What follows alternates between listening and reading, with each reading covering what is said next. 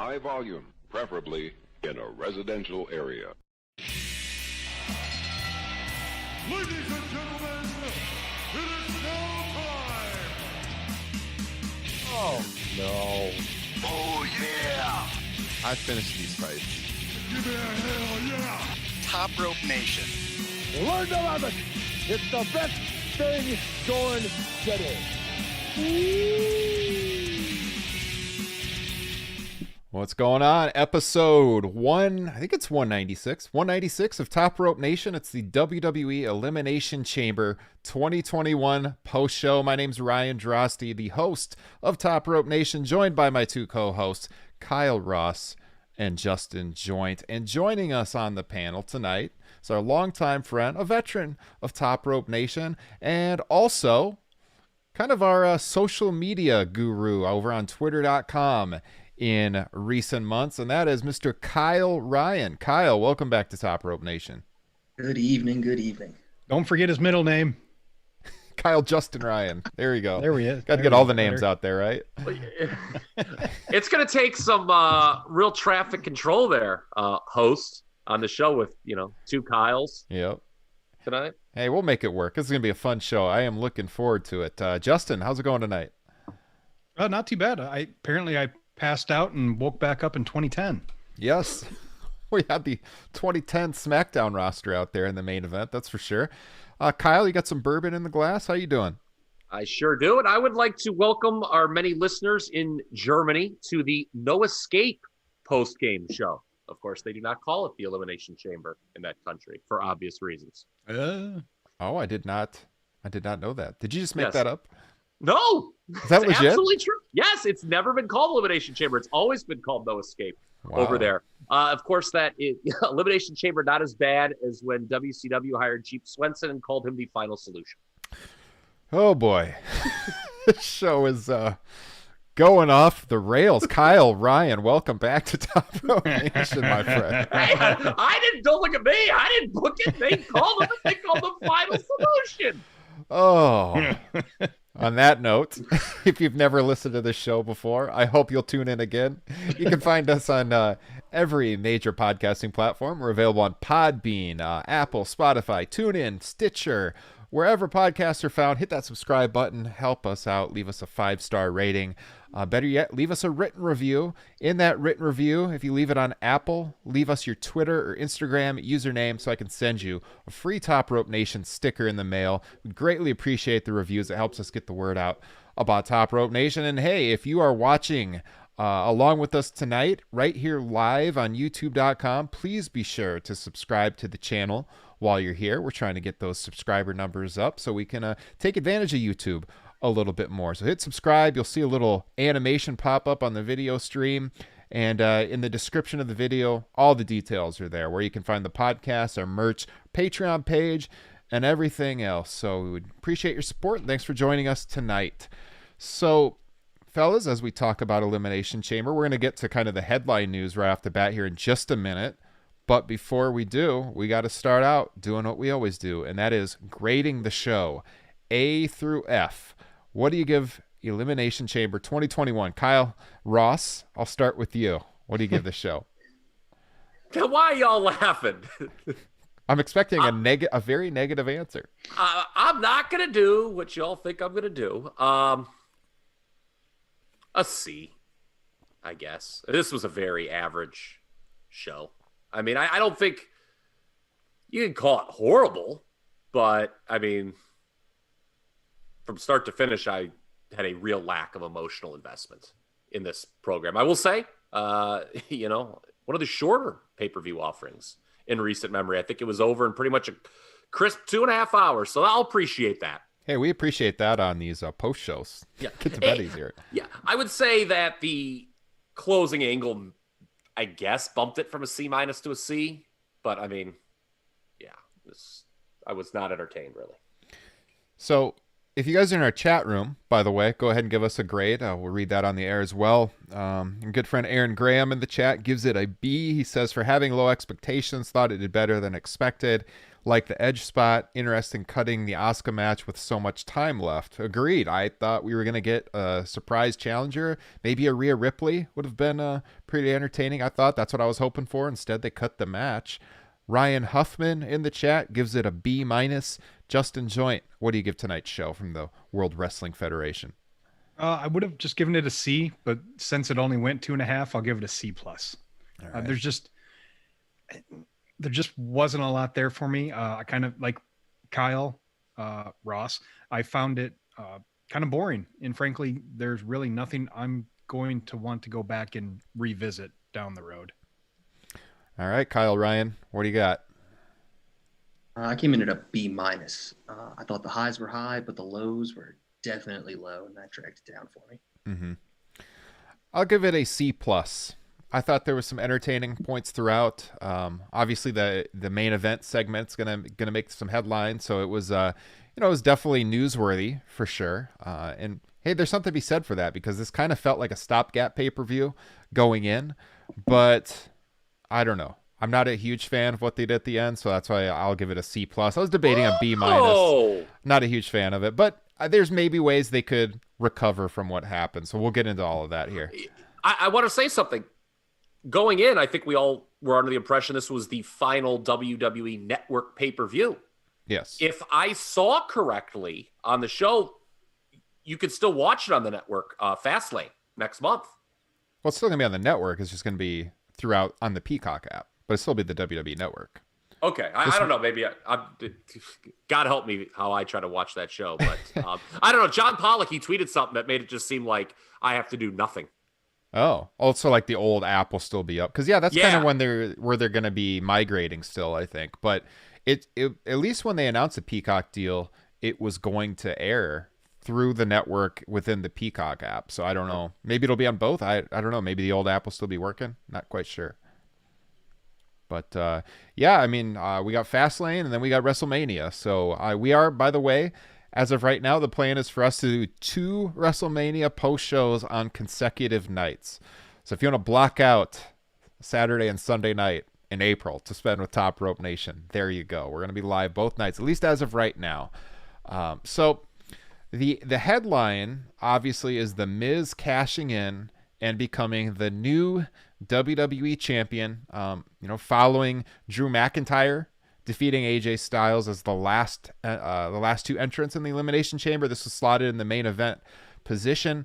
I thought the finish to that match was awesome. I thought, the Claymore coming off of the springboard from AJ was pretty cool. Everyone was kind of watching for a possible cash in, and then you had Bobby Lashley come out, just beat the hell out of Drew McIntyre. So it looks like we're going to a program maybe between those two, although I think Lashley was kind of like a hired gun, right? There was something that aired backstage with MVP earlier in the show. Yep. So there's several different ways that they could go from what we saw tonight into Mania season. Maybe Drew gets back in the title picture and wins the title in front of fans this time at WrestleMania. Maybe he does something entirely different. But Mr. Ross, what did you make of The Miz closing out the show as the new champion? Well, I texted Kyle Ryan as the Elimination Chamber match was going on saying, this has got to be the briefcase tonight, right? And my rationale was WWE always does something unexpected, or they telegraph when they're going to do something unexpected, usually with a very boring match. And Lord knows that Raw Chamber was pretty boring. And I was just, kind of at one point when rumors were flying on Twitter and everyone had made up their mind, we were getting a briefcase cash-in of some sort tonight. I just kind of was waiting for that. Was not surprised at all when it went down. I have some ideas. We can get into this a little bit later where they're going with it. Yeah. So are you fine with The Miz being the champion?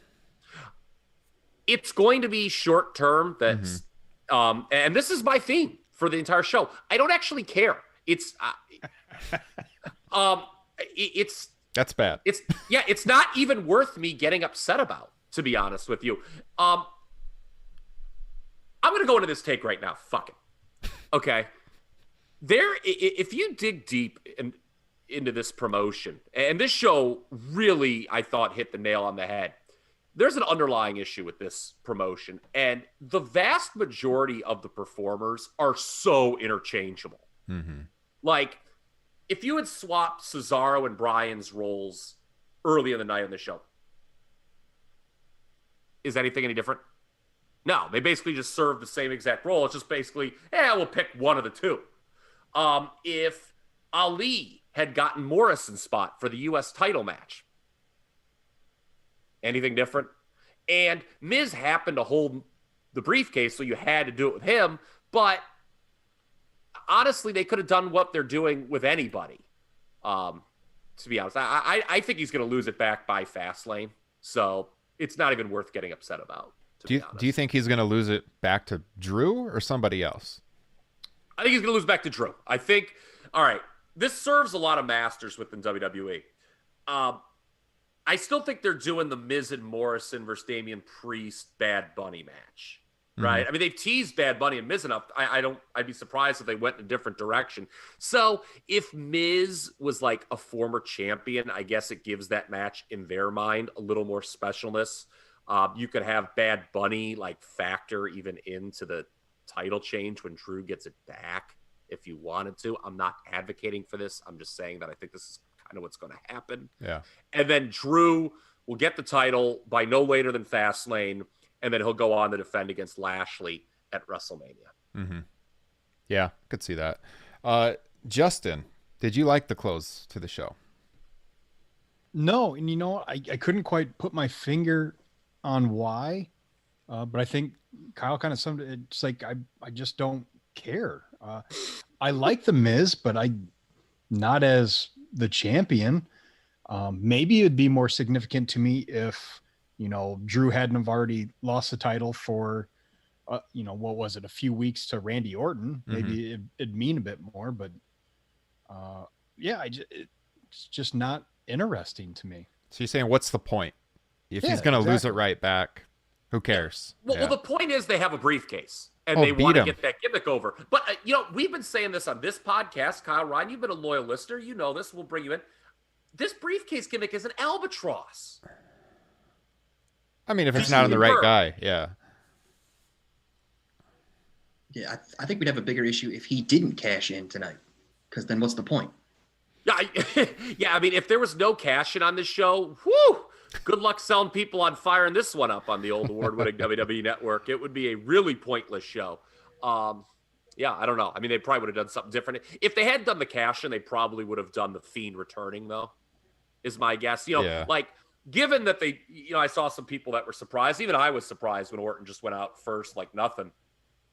That even kind of telegraphed a briefcase further, I thought, because it's like, all right, well, it's like they've got to do something in this. So, and that something was the Miz. Yeah, I mean, if they didn't want to do it, they could have had Miz laid out backstage by Bad Bunny or Damian Priest or something to have an out for him not cashing in. But you're right. If he doesn't cash in after an Elimination Chamber match, what's the point? When are you ever going to do it? I'll be blunt. When they returned the briefcase to him after TLC, I was like rolling my eyes. I was like, really? Like, I thought we were kind of just done with the briefcase and we moved on. Ryan, I don't know if you saw the tweet. I know you were big on this when they pushed Nakamura out of the blue for that 2-week period. The Miz has not won a singles match on television since October, according to the Twitter.com app.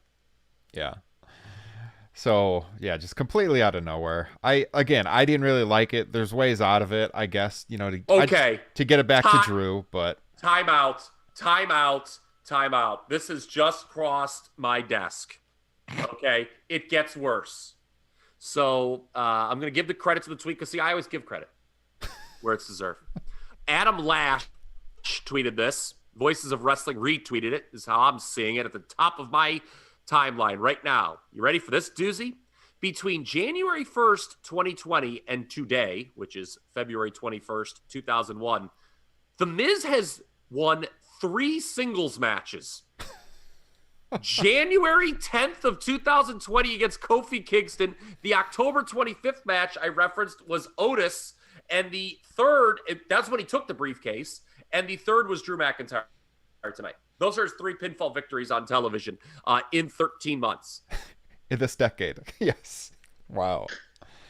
Wow. Yes, in a decade. Yes, you could make a case, but That doesn't inspire a lot of confidence in your new WWE champion, does it? But again, it's just such a short-term thing. I think they're just, in their mind, this is excitement. Oh, we have a new champion. Oh, the briefcase. Oh, Bad Bunny. Oh, Bobby Lashley. But none of it really means anything. You're going to look back on it in 6 months and just laugh like, oh, yeah, that happened. Yeah. Well, and not only that, but like, this works for a heel and it can work to make somebody, but we've already seen The Miz do this before, like that's where my reference for 2010 came from. Mm-hmm. He did this 11 years ago. Yeah. Well, and really, again, there's only so many things you can do with the briefcase. And it's why I've been saying, to go back to this point, I'm kind of tired of it. Like, we get it.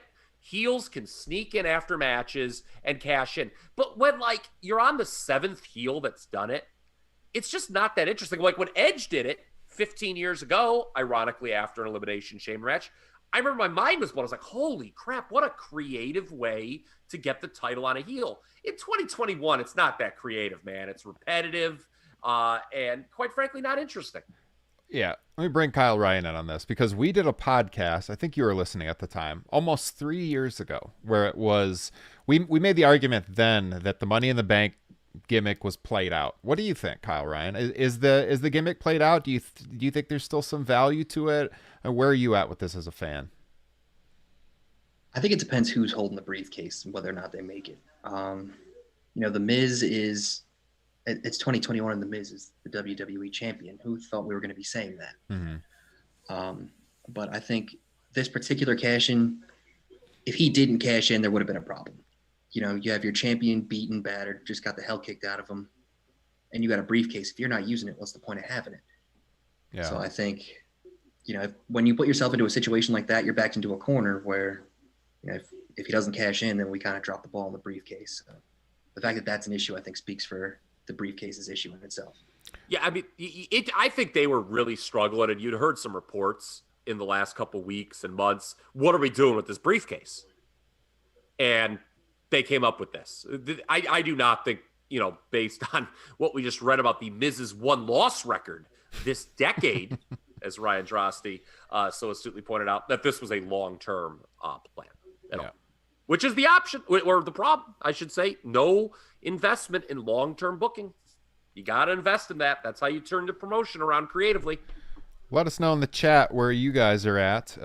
Few people watching live right now. What do you think about Money in the Bank? Is it played out? Does it have value still? I mean, I would argue, was Rollins the last great cash-in for Money in the Bank? And then I think the Alexa Bliss one was pretty good on the women's side, but it's hard to think of any good examples in the like Rollins was what, like 6 years ago? 6 years 2015. ago. Yeah. 6 years ago. So I mean, it's go ahead, Justin. I was just gonna say I didn't mind Dean Ambrose's cashing in on Rollins after the Rollins and Reigns match because that was the same night, so he wasn't carrying it for 6 months, dragging everything out. Was that the first time they did that? No, Kane. Oh my You remember that beauty, right?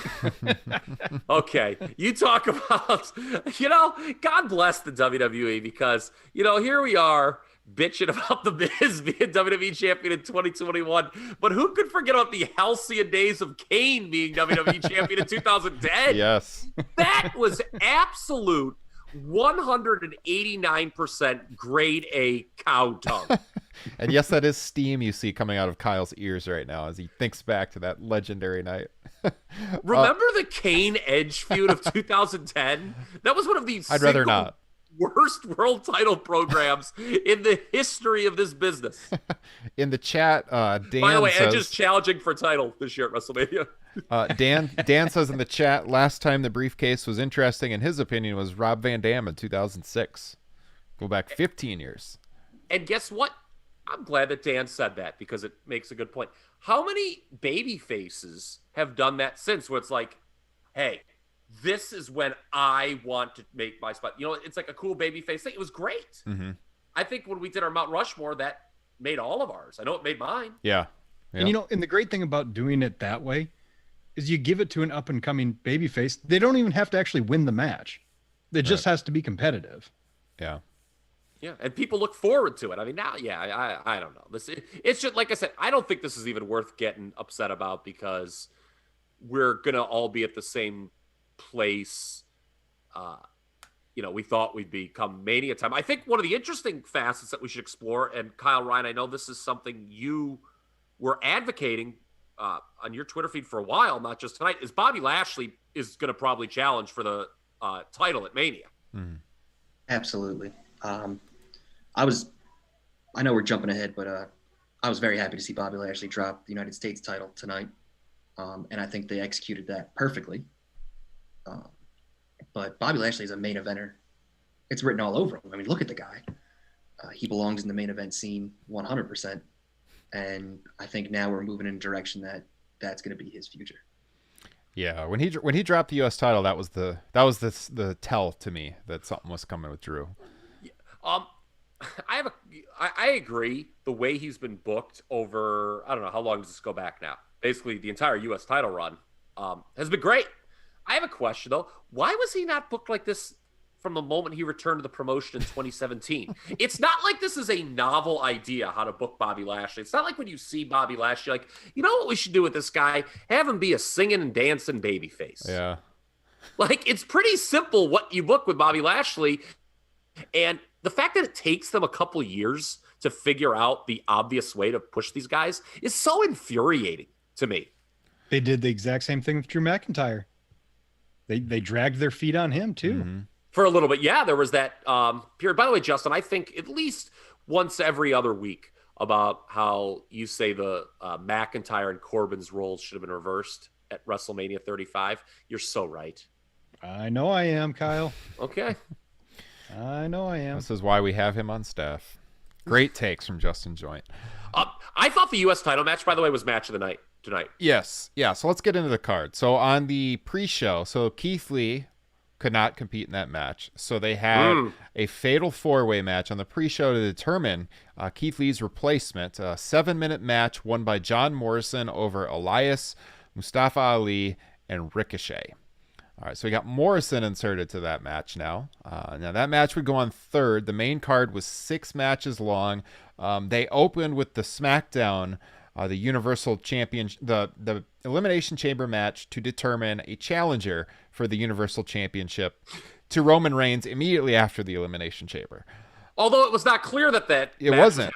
Right after, okay. And I thought they'd do it at the end of the show and build it up, but nope, they did it right away. So we had we know now why. Yeah, Daniel Bryan, Jey Uso, Kevin Owens, Corbin, Sami Zayn, and Cesaro, who Justin Joint was pulling so hard for, but it didn't happen. We had Daniel Bryan win. I'll tell you guys, I liked this match quite a bit. I thought they told some good little stories throughout. It still had the problems that you always have in these multi-man matches in WWE where there's one big spot happening and everyone else is just laying around. I mean, it had all of that, of course. It wasn't like the old War Games matches where all kinds of shit's happening. Nope. One big spot at a time. But, Owens had a lot of hype in this match, and I thought what they did with Jey Uso, like slamming the cage door on his shoulder and him getting eliminated shortly after, was a nice touch because it to me, it kept Kevin Owens strong.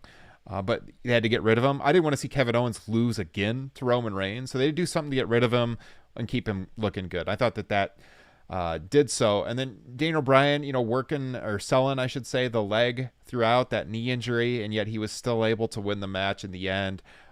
There was that brief little moment where it looked like he had Reigns. He had him in the yes lock. Is he going to get him to submit right off the bat when they started that match? That was cool.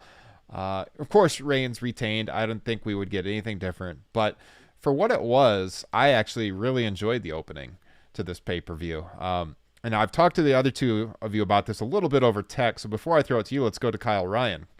What did you think of the opening to the show? I actually think this was my favorite match of the night. Just the quality alone was excellent. We started off with Daniel Bryan and Cesaro, which is a great way to start any match, let alone an Elimination Chamber match. But I definitely enjoyed the Kevin Owens spot with Jey Uso. I think that was something we hadn't really seen. Mm-hmm. It definitely was creative because I did not want to see Kevin Owens lose again. How many times are we going to see the same match with that? Yeah. So I personally was pulling for Cesaro. I think him and Roman could have had a quick great match. It would have been quick, but it would have been nice. But overall, that was leaps and bounds better than the Raw Elimination Chamber match. But I thought that was a really good match. So, Justin, so if Cesaro, because you were, like I said, you were pulling hard for Cesaro, and he seemed to have been getting some renewed focus on television of late. If they had Cesaro win only to just lose right away to Roman Reigns, would you have wanted to see that? That's exactly what I wanted to see. In fact, I'd have to push back on a couple things you guys have said. Kyle Ross mentioned earlier that would there be any difference if you substituted Cesaro for Bryan? Probably nothing super significant because they don't long-term book, but I think it would have meant a lot more to Cesaro than what it's going to mean to Daniel Bryan. You know, as soon as that squash happened, I was like, okay, well, this is setting up a Reigns Bryan Mania match, because otherwise, what was the point of the last 45 minutes? And then Edge rushes in and ends that right away. Whereas, you know, if you give that spot to Cesaro, that makes him look like a much bigger deal. And I would say the same for, like you guys said, you didn't want to see Kevin Owens lose to Reigns again. Well, if it's after he's been in an elimination match and you have him, you know, put up a great fight, that's actually kind of a nice way to put a pin on that feud. Because it's not like he lost in a straight up match, as you know, it was Reigns being a bit of a heel. So, yeah, I don't know. It was just all a big bummer. I didn't think Cesaro was going to win going in or should have won. But I think that would have been a much more interesting use than Daniel Bryan, because I mean, what are they doing with him? What did he get out of that? Whereas Owens and Cesaro could have, I think, gotten a lot more. You do make a point, you know, countering what I said earlier about there being no difference with Bryan or Cesaro, in that Cesaro's never won real. I mean, other than the Andre Battle Royal at Mania 30, he has like no big wins on his WWE resume. And I guess they'd be like, oh, well, he won a chamber match. I mean, I guess it's something, but look, all the stuff you guys are talking about, I'm just, you kind of like, you know, checking them with my notes. And it just boils down to this. For this entire scenario to work, what they did, have a babyface win the chamber and then immediately lose to Roman, there's got to be some emotional investment. And I'm sorry, I had none in this entire scenario. I did not give a fuck on this whole first hour of the show. I don't think this did anything for anyone. I don't even think it worked as a vehicle to get Roman more over as a heel. Like, you have to have some belief that the babyface is going to win for you to be upset at the heel winning like that. And nobody had any belief that the babyface was going in here. If this entire hour did not take place, the WWE's not a different place. They could have just done like, you know, Roman beating Daniel Bryan or Cesaro in a SmackDown main event, Edge coming out, spear him, point to the sign, and there you go. Like, the only reason this scenario existed is because it's February and we have to have an Elimination Chamber match from both brands. Mm-hmm. I don't even think the match itself was particularly interesting. It was the usual WWE trope of one guy dominates the action and then that telegraphs he's getting eliminated very soon. That's another problem with these chamber matches. I'm not a big fan of the Elimination Chamber. Mark it down in the Top Rope Nation backlog. There was this bizarre 8-minute interval. John Pollock noted it was 8 minutes. I did not have my stopwatch out personally, but I noted his tweet. 8-minute interval between Zayn and Owens. Why? It seemed like it was going for a while. I'm like, man, are they going to fucking let anyone else in this match? I'll be honest. I mean, it was better than Raw, but, you know, yeah. I think, Justin, you coined the term a phone match. Both Elimination Chamber matches tonight, I was looking at my phone and not looking for funny tweets on the timeline. I just was not emotionally invested in either of these things. Sorry, not sorry. I guess I was a little bit more so just hoping for a bit of that Cesaro push, or maybe seeing Owens, you know, go a little bit farther. That didn't happen. I didn't grab my phone that often, but on the bright side, I've pretty much locked up our Mania fantasy draft. Yeah, that is true. But we talked about that last time, that you were in pretty good position. And yes, I believe Justin Joint has won the WrestleMania fantasy draft.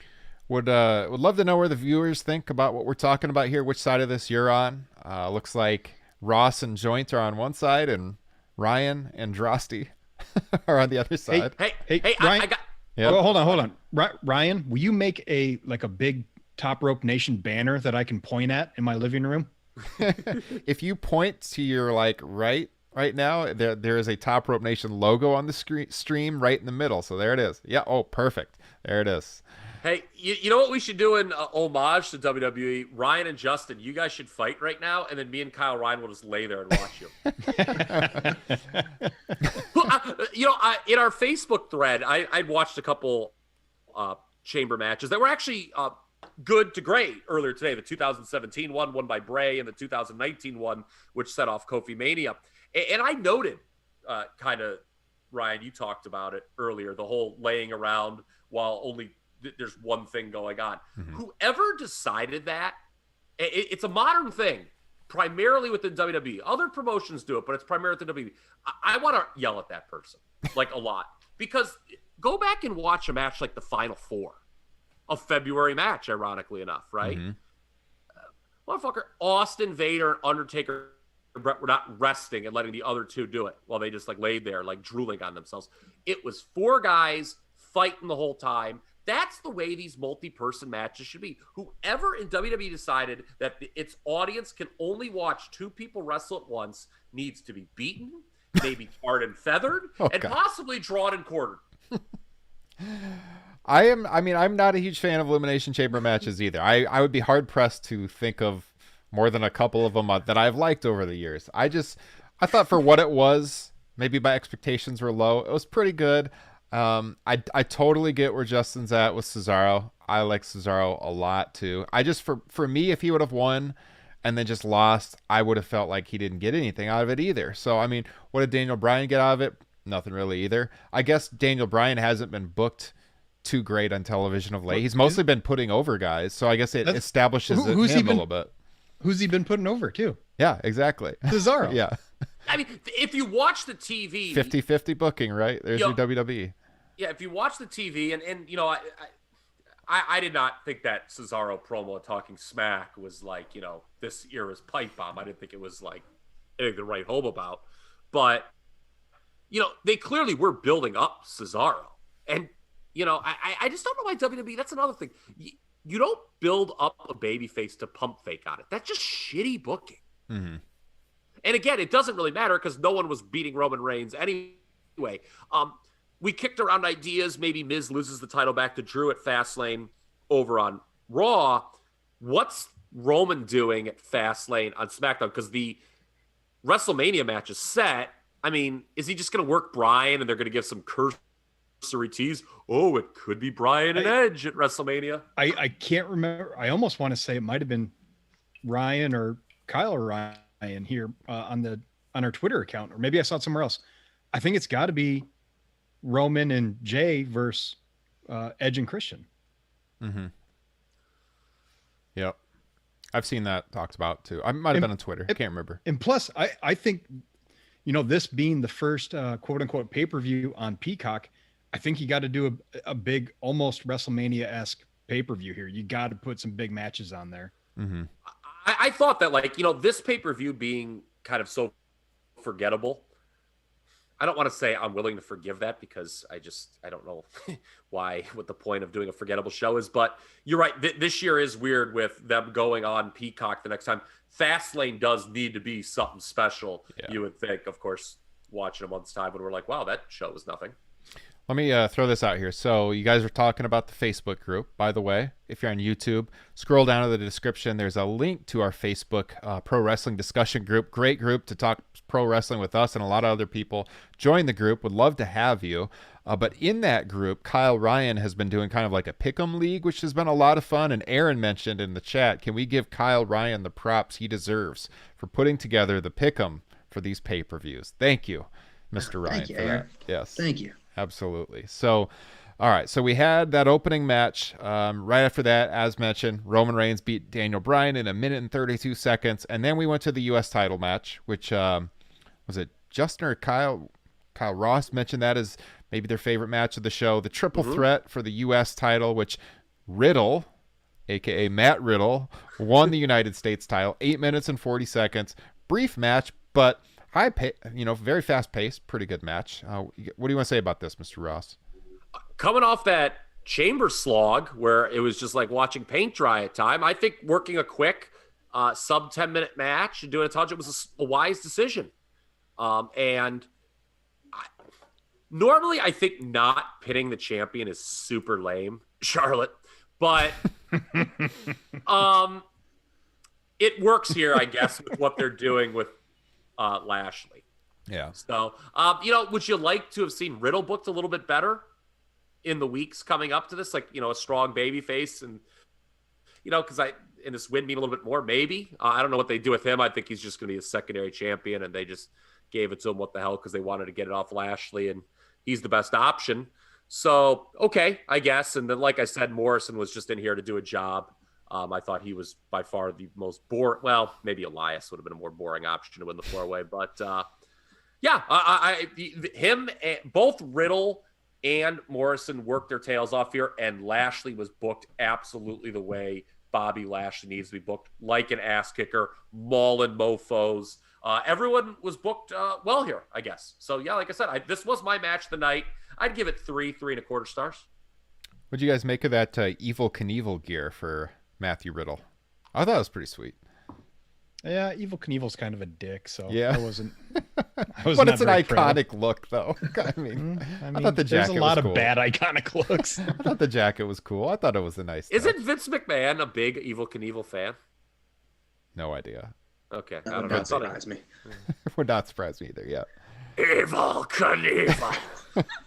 Get that guy, get him in the World Wrestling Federation. So, my only really big thoughts on the U.S. title match is 7-minute match, and Riddle still worked up a great sweat. You love to see it. What a sweater. Yes. The women's tag title match, Nia Jax and Shayna Baszler defending and defeating, as you would expect, Sasha Banks and Bianca Belair. This match, to be honest with you, I didn't see a lot of this match because this is right when I was jumping on with Mat Men. I did an appearance on their watch along, and so I was getting my microphone and everything situated. I missed a lot of this match, so I'm going to defer to you all on the tag title match. Looks like it went 9 minutes and 35 seconds. Kyle Ryan, what did you think of this one? I think we went from a perfectly booked match in the U.S. title to a dumpster fire of a match in the women's tag division. I think I hated everything about this match. Just the finish of Sasha Banks getting tricked and pinned in the end that's your women's champion. You're making your women's champion look like a bonehead. I understand that, in a perfect world, Bianca Belair is going to challenge Sasha Banks for that title at WrestleMania. So you're not going to do much for this women's tag team, but you're not going to put the titles on them. But Nia and Shayna are the heels here. Let them do some heel antics and get the win. Don't make your women's champion look bad. Mm-hmm. So I just think everything about that match was wrong. Yeah, the finish didn't do anybody any favors. And if Reginald is in fact cahoots with Sasha Banks, like a lot of people were theorizing, then that finish makes no sense. Really. I mean, I actually did buy that there would be the possibility of a title change here because, going back years, WWE always loves the, potential feuding people to somehow be tag team champions. Didn't like John Cena and Shawn Michaels going into that WrestleMania? Weren't they the tag champions? I think actually for the match, they were the tag team champions. Yeah. If memory serves me correct. So, I know that was a while ago, but I'm sure they've done it at least once or twice since. They had teased the match on NXT against Dakota Kai and Raquel Gonzalez. So it would, from that perspective, I was like, yeah, it's shitty to tease a match and then switch the champions. So I don't know. It was okay at first, but yeah, that finish sucked. What do you think of that NXT team? We haven't really talked a lot of NXT lately, but Mr. Ross, Raquel Gonzalez, and what do you think? Is that a good challenging team? Would you bring them up to the main roster, or would you have this happening down in NXT? I guess, NXT needs quote unquote big matches for its TV show. So it's probably better just to happen down there. If you do it on a Raw or SmackDown, it's lost in the shuffle and it won't come across as big at all. On NXT TV, you can make it your main event. Yeah. If you want. we were joking about this. We had a very spirited discussion about NXT TakeOver on the Facebook page as I let some of my thoughts out. And Mr. Ryan's laughing. You called it. You're like, come and respond to this, Kyle Ryan, or something. Yeah, like that. I said TLDR. React to me, Kyle Ryan. That was great. The old Jim Rome shtick. But it's weird that they're a babyface team all of a sudden, despite not really doing anything to be babyfaces. They just started working as babyfaces in that takeover match against Shotzi Blackheart and Ember Moon. I was like, wait a minute, why are they doing like building a hot tag to Raquel? They're heels. Well, what's going on? I was so perplexed for the first 10 minutes watching that match. But it's pretty clear that at least for that feud, they're a babyface team. I don't know what really to make of that. Yeah. So, Justin, any thoughts on this? Nope. I saw you doing the fingers crossed for Sasha and Bianca. Are you looking forward to that one? Oh, yeah. Yeah, definitely. Yeah. I bought my girls a Bianca Belair figure last night after a couple of beers, so looking forward to giving that to them later. They love Bianca Belair. Yeah. Yes, the old American tradition of drunken figure buying. Heck yeah, man. That is my specialty. Oh, I told that story on Mad Men tonight. Well, I mean, hey, that's the show. It was an abbreviated show. We already talked about the main event, the Elimination Chamber for the WWE Championship. That went on right after the women's tag title match. So, any closing thoughts or anything else you guys want to get out there? Wow, is tonight the greatest night in the history of our sport? This is a fast show. I really enjoyed a small thing, the guys in the pods being mic'd. You had Kofi complimenting Randy's quads, and then AJ saying as Randy was approaching him in the pod, "Uh-oh, scary guy coming this way." Oh, yeah, that made me remember, what was up with AJ Styles, getting out of his pod early and just going in the match? Yeah, that was weird. I didn't like that. Did we just presume he was next? I mean, what's the stopping him? I thought that was terrible. I was a little nervous when you said, what was up with AJ Styles? That could have gone a number of directions with whatever you wanted to talk about there, but yes. Here's what I want to know. What's up with AJ Styles laughing at Kid Rock's jokes at the WWE Hall of Fame? Oh, I think we know why. Yes. So Randy Orton has like a passage tattooed on the back of his arm, on his tricep. What do you think that passage is? Do you think it's just the lyrics to Voices? It should be if it's not. Oh, that would be great. Thou shall never shit in a handbag. Oh God. Well, on that note, I was going to let the listeners in on what we've got planned in the coming weeks for the podcast. We will not be doing a podcast on that particular topic, but we will be doing an upcoming edition of Top Rope Nation Classics again. I do want to plug this. If you guys haven't heard it yet, we did record last week a new edition of our Patreon bonus show, Top Rope Nation Classics. It was on the February 1988 edition of WWF's The Main Event featuring Hogan and Andre. Almost 2-hour deep dive on that. I had a ton of fun mixing it. You can hear a 20-minute preview of that show on our regular podcast feed, kind of get a taste of what our classic shows are like. If you want to hear the whole show and the 20-plus bonus podcasts that are in the archives, sign up for the Patreon page. It's the best way to support the show. There is a link here in the YouTube description as well as in the podcast description. Love to have your support. We got a lot of stuff coming here for WrestleMania season. There's stuff in the archives you get access to. Just check out all the details. It's patreon.com/Top Rope Nation. I know these guys enjoy doing that show. A lot of fun. Hey, that main event show, get the bleep button ready. That fucking ruled. It was great. That was fun. That was so good. I was shaking, actually, after we were done. So good. I couldn't go to bed. I was like, my God, was this the finest bit of audio ever recorded in human history? I don't know. It was that good. I would put it up with the very best shows we've ever done. I would too. I'm not just trying to shill people on this. I mean, it was a great show. Again, if you hear the 20-minute preview on our podcasting feeds, it'll give you a taste of what the full 2 hours is like, and you're probably going to want to hear it. You can get access to that show for $5 a month.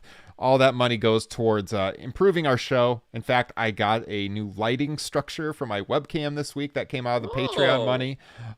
We've upgraded our mics over the years. It helps us advertise the shows. It's the best thing you could do to help us out in reaching new viewers. Like I said, you get Top Rope Nation Classics, some past editions of Top Rope Nation Extra. I think there's around 25 bonus podcasts in the archives. Plus, every week when we stream the flagship show, that goes out exclusively to patrons. We do post all the shows on YouTube for everyone, but if you want the live feed every single week, it's a Patreon exclusive. These pay-per-view post shows we send out to everyone, but the weekly podcast, usually on Thursday nights, that's Patreon exclusive. We got a Top Rope Nation book club starting up here next weekend. We have monthly Zoom hangouts with our patrons, which are a lot of fun. We got one coming up next weekend as well. So you'll get all the details at patreon.com/topropenation. And looking at the schedule, we've got AEW Revolution coming up on March 7th. We've got another draft show, actually probably 2 draft shows coming up in March. We haven't done one of those in a long time. Check out the ones we did in the archives over Ric Flair, The Undertaker. Those are a lot of fun. We got 2, I think, pretty good subjects coming up for WrestleMania season. For that, we got our 200th episode coming up on March 19th. We're going to be doing an ultimate mailbag segment on that show. So if you want to start getting in your questions, it can be about absolutely anything. Love for that to be a wild and crazy show for episode 200.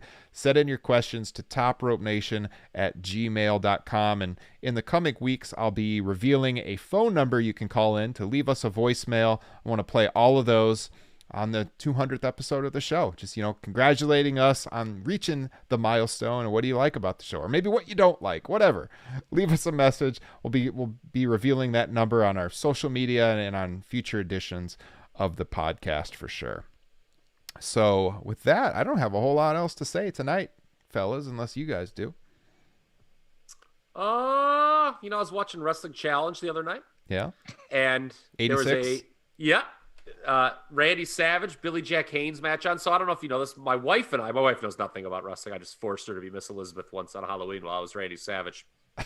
And she's watching. She's like, you should have shown me this so I could have really, honed in on my character work for it.